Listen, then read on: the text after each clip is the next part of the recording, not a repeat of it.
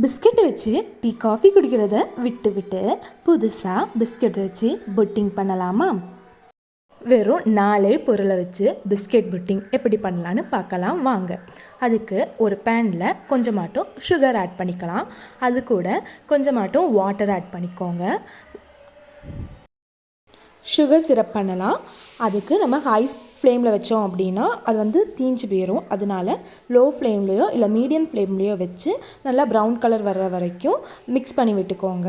Brown colour வந்ததுக்கு அப்புறமா அதை ஒரு பவுலில் ட்ரான்ஸ்ஃபர் பண்ணிக்கலாம். நாங்களும் இதை ஃபஸ்ட் டைம் தான் ட்ரை பண்ணியிருக்கோம். ஸோ ஃபஸ்ட் டைம் பண்ணுறவங்களும் ஈஸியாக பண்ணலாம். இப்போ பார்த்துட்டிங்கன்னா சுகர் சிரப் நல்லா கலர் சேஞ்ச் ஆகியாச்சு. அதை நம்ம ஒரு டிஃபன் பாக்ஸில் ட்ரான்ஸ்ஃபர் பண்ணிக்க எடுத்துக்கலாம். டிஃபன் பாக்ஸ் இல்லைன்னா ஒரு டின்னில் கூட நீங்கள் ட்ரான்ஸ்ஃபர் பண்ணி எடுத்துக்கோங்க. அதை ட்ரான்ஸ்ஃபர் பண்ணி எடுத்ததுக்கப்புறமா அதை நல்லா ஆற வைக்கலாம். ட்ரான்ஸ்ஃபர் பண்ணும்போது பார்த்துக்கோங்க, சம்டைம்ஸ் உங்கள் கையில் பட்டுச்சு அப்படின்னா தீ காயங்கணக்கு ஆயிரும். நம்ம ட்ரான்ஸ்ஃபர் பண்ணிக்கிட்டு ஃபேன் காற்றுல ஆற வச்சுக்கலாம். ஏன் ஃபேன் காற்றுல ஆற வைக்கிறோம் அப்படின்னா அது ஆறினா தான் அது செட்டிங் ஆகும். ரெடி ஆயாச்சு. அதுக்கப்புறம் நம்ம ஒரு மிக்ஸி ஜாரில் நம்ம தேவையான அளவுக்கு பிஸ்கெட் ஆட் பண்ணிக்கலாம். நாங்கள் அந்த ஒரு பாக்கெட் பிஸ்கெட் ஃபுல்லாமே ஆட் பண்ணிக்கிட்டோம். அதுக்கப்புறம் 2 முட்டை ஆட் பண்ணிக்கலாம். 2 முட்டையை நல்லா உடச்சி நீங்கள் ஆட் பண்ணி எடுத்துக்கோங்க. எனக்கு ஃபஸ்ட் டைம் நான் முட்டை உடைக்கும் போது அழகாக அது உடஞ்சி விழுந்திருக்கு. அதுக்கப்புறம் இந்த முட்டையை ஆட் பண்ணதுக்கப்புறம் நம்மளுக்கு எக் ஸ்மெல் வரவங்களுக்கு பிடிக்காது. அதனால் எக் ஸ்மெல் வரக்கூடாது அப்படின்னா நம்ம ஏலக்காய் இருக்குல்ல, ஏலக்காவை பவுடர் ஆக்கிக்கலாம். பவுடர் ஆக்கிக்கிட்டு இது கூட நம்ம ஆட் பண்ணிக்கிட்டோம் அப்படின்னா எக் ஸ்மெல் வராது. அதுக்காண்டி நாங்கள் 5 ரூபாய்க்கு ஏலக்காய் வாங்கினோம். அதில் ஒரு 5 ஏலக்காய் கிட்டே இருந்துச்சு. 5 ஏலக்காவுமே நாங்கள் பவுடர் பண்ணி இதில் ஆட் பண்ணிக்கிட்டோம். ஆல்ரெடி நம்ம சுகர் சிரப் ஆட் பண்ணிக்கிட்டோம். அதனால் நம்மளுக்கு தேவையான அளவுக்கு சுகர் ஆட் பண்ணிக்கலாம். உங்களுக்கு சுகர் வேண்டாம் அப்படின்னா நீங்கள் ஸ்கிப் பண்ணிக்கோங்க. அதுக்கப்புறம் இதை நல்லா கிரைண்ட் பண்ணி எடுத்துக்கலாம். நாங்கள் மிக்சியில் போட்டு அரைச்சி எடுத்துக்கிட்டோம். அது பார்க்கும் போதே அது அரையது ரொம்ப அழகாக இருந்துச்சு.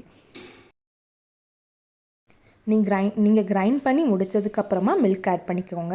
ஏன்னா நாங்கள் கிரைண்ட் பண்ணிகிட்ருக்கும் போதே மில்க் ஆட் பண்ணிக்கிட்டோம். அதனால் லைட்டாக தெரிச்சிருச்சு. அதனால் நீங்கள் கிரைண்ட் பண்ணி முடித்ததுக்கப்புறமா மில்க் ஆட் பண்ணிக்கோங்க. அதுக்கப்புறம் அதை நல்லா ஃபில்டர் பண்ணி எடுத்துக்கோங்க. ஏன்னா நம்ம ஏலக்காய் போட்டதுனால அதோட தூள்லாம் இருக்கும். அதனால் ஃபில்டர் பண்ணி இப்படி கிளியராக எடுத்துக்கோங்க. அதுக்கப்புறமா நம்ம செஞ்சு வச்சுருந்த சுகர் சிரப்புக்கு மேலே இதை நம்ம ஊற்றிக்கலாம். அதுக்கப்புறம் இது ஊற்றினதுக்கப்புறமா ஒரு குக்கரில் கொஞ்சோண்டு தண்ணி விட்டு ஒரு ஸ்டாண்ட் வச்சுக்கலாம். அதுக்கப்புறம் இந்த டிஃபன் பாக்ஸை மூடி அது குக்கருக்கு மேலே வச்சுக்கலாம். பாருங்கள், இது ரொம்ப ஸ்ட்ராங்காக மூடாதீங்க. ஏன்னா அது வெந்துட்டா வேகலையானுங்கிறது நம்மளுக்கு தெரியாது. அதனால் லைட்டாக அதை க்ளோஸ் பண்ணி வச்சுக்கலாம். அதுக்கப்புறம் ஒரு 15 மினிட்ஸ் கழித்து அதை ஓப்பன் பண்ணி பாருங்கள். ஓப்பன் பண்ணி பார்க்கும்போது இப்படி ஸ்பூன் வச்சு குத்தி பாருங்கள். எங்களுக்கு அதில் ஒட்டாமல் வந்துச்சு. ஒட்டாமல் வந்தோடனே நம்ம ஸ்டவ் ஆஃப் பண்ணிக்கலாம். ஆஃப் பண்ணிவிட்டு அதை தனியாக எடுத்து வச்சுக்கலாம். இது கொஞ்சம் ஆறணும் அப்படி இருக்காண்டி நாங்கள் ஃப்ரிட்ஜில் இதை வச்சுக்கிட்டோம். ஒரு 10 மினிட்ஸ் ஃப்ரிட்ஜில் வச்சு எடுத்துக்கிட்டிங்க அப்படின்னா அது கொஞ்சம் சில்லாகவும் இருக்கும், செட் ஆயிரும். ஒரு 10 மினிட்ஸ் கழித்து ஃப்ரிட்ஜிலேருந்து வெளியே எடுத்து ஒரு கத்தியை வச்சு அது சரௌண்டிங்கில் லைட்டாக விரித்து விட்டுக்கலாம்.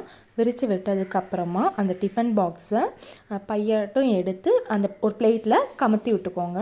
கமத்தி விட்டு ஒரு கிளாத் போட்டு அதை கொஞ்சம் நல்லா அடித்து விட்டுக்கோங்க. அதுக்கப்புறம் அது ஓப்பன் பண்ணி பார்க்கும்போது நாங்களே நினச்சி பார்க்கல எங்களுக்கு இவ்வளோ அழகாக புட்டிங் வரும் அப்படின்னு. அவ்வளோ அழகாக வந்துருந்துச்சு.